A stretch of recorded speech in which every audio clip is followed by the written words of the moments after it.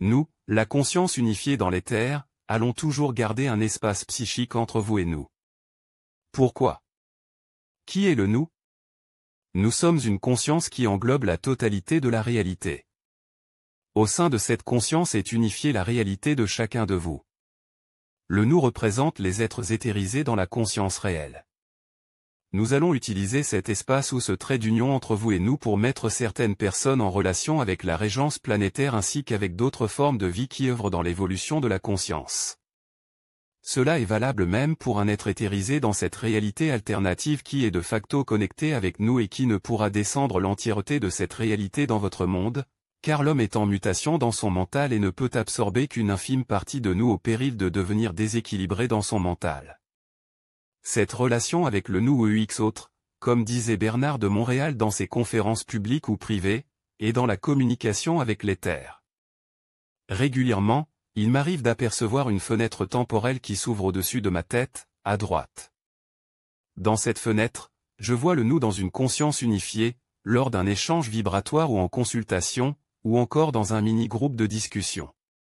Par exemple, lors d'un mini-groupe de discussion, une fenêtre temporelle s'était ouverte, et le nous ou cette conscience unifiée dans l'éther m'avait demandé de dire à une personne aux prises avec une entité alcoolique que son karma était terminé. Cette personne devait comprendre que seule demeurait l'empreinte de l'entité alcoolique dans son mental et que cette empreinte pouvait être effacée par la présence de cette personne dans son mental. Pour ce faire, cette personne se devait d'être responsable dans son mental pour demeurer en contact avec le nous. Dans un second exemple, une personne aux prises avec la maladie de Parkinson était présente dans le mini-groupe de discussion. Puis une fenêtre temporelle s'était ouverte, et cette conscience unifiée dans l'éther m'avait demandé d'expliquer à la personne la raison de cette maladie de Parkinson. J'avais dit à cette personne qu'une toxine s'était agglomérée à son système nerveux, d'où les problèmes de tremblement. Cette personne devait comprendre que les peurs étaient à l'origine de cette toxine et qu'elle se devait de transcender toutes ces peurs pour neutraliser cette toxine. Question 1. Nous, la conscience unifiée dans l'éther, allons toujours garder un espace psychique entre vous et nous. Pourquoi? Le nous est cette unification des êtres éthérisés dans une conscience unifiée et parlant d'une seule voix. Les personnes dotées d'un mental éthérisé seront en contact avec le nous, et en même temps, il y aura un espace pour éviter que descende dans cette réalité alternative la puissance du réel. Cela aurait un effet néfaste sur le mental de l'homme qui n'a pas atteint le seuil de maturité psychique nécessaire pour intégrer cette conscience éthérique. Cet espace psychique est représenté par l'instant présent, c'est-à-dire que l'être éthérisé dans la matière sera informé dans l'instant présent. Il ne lui sera pas permis de détenir de l'information hors du présent. Par exemple, le moment venu, certaines personnes se verront connectées au niveau du mental à la régence planétaire qui va leur transmettre les directives premières pour l'évolution ou la récupération de l'homme emprisonné dans cette réalité alternative. Question 2. Que représente cet espace que l'éther va utiliser entre le nous et le vous? La régence planétaire ainsi que d'autres formes de vie qui travaillent à l'expansion de la conscience vont s'insérer dans cet espace. Dans un délai relativement court, les personnes qui auront été ajustées dans leur mental entreront en contact psychique avec la régence planétaire ainsi qu'avec d'autres formes de vie œuvrant dans l'expansion de la conscience.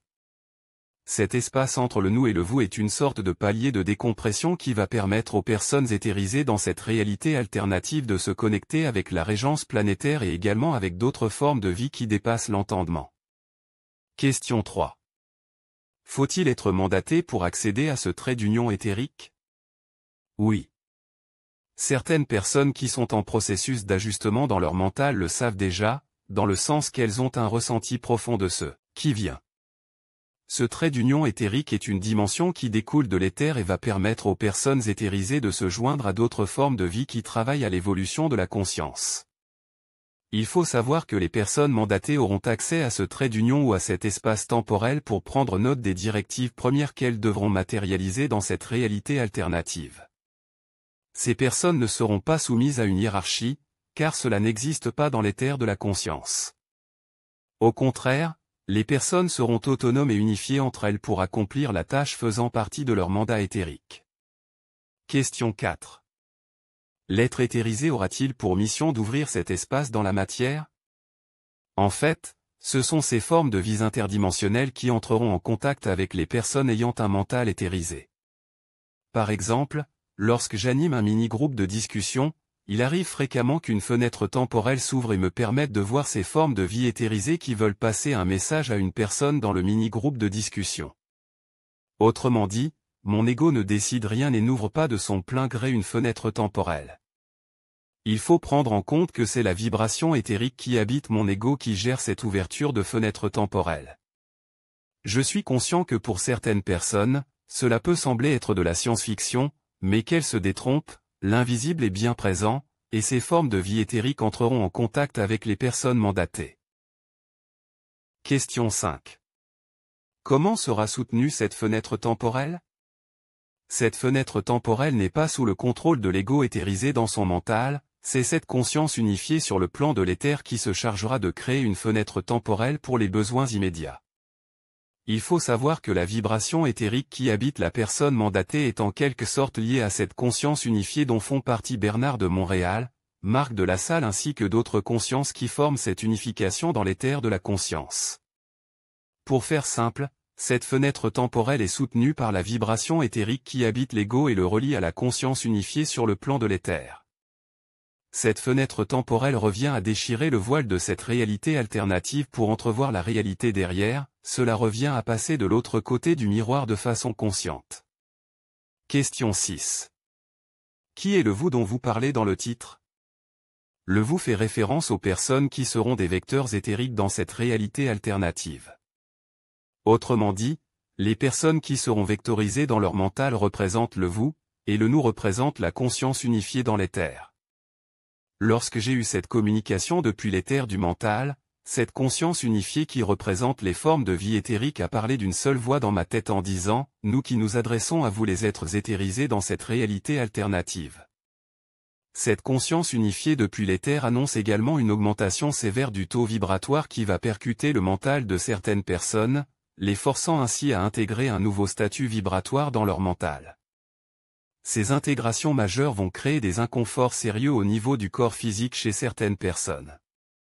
Ces inconforts créés par l'intégration d'énergie éthérique seront la résultante d'un changement vibratoire intense au niveau des cellules dans le corps physique. Ce faisant, le vous sera de facto transcendé dans le nous. Fin de la vidéo avec l'intelligence artificielle au service des chroniques MTC.